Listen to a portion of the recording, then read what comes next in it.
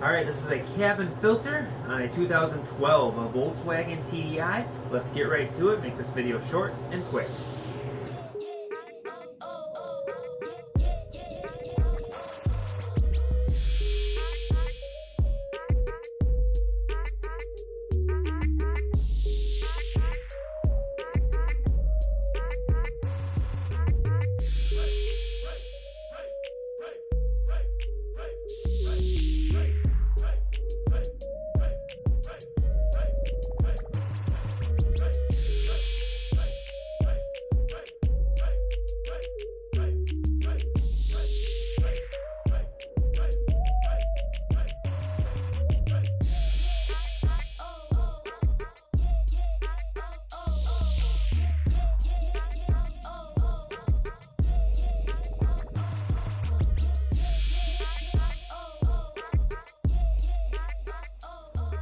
So this video is strictly for the people who want to do their own cabin air filter, and if you made it this far, you must be interested in learning how to do your own cabin air filter.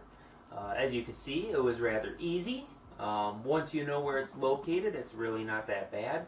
I will say that Volkswagen did hide it a little bit better than most companies.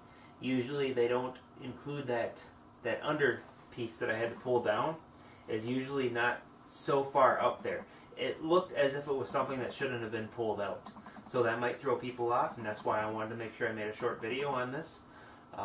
If you liked it, be sure to hit the like button. Check out the rest of my channel. You might actually find some interest in how I do things working on other cars.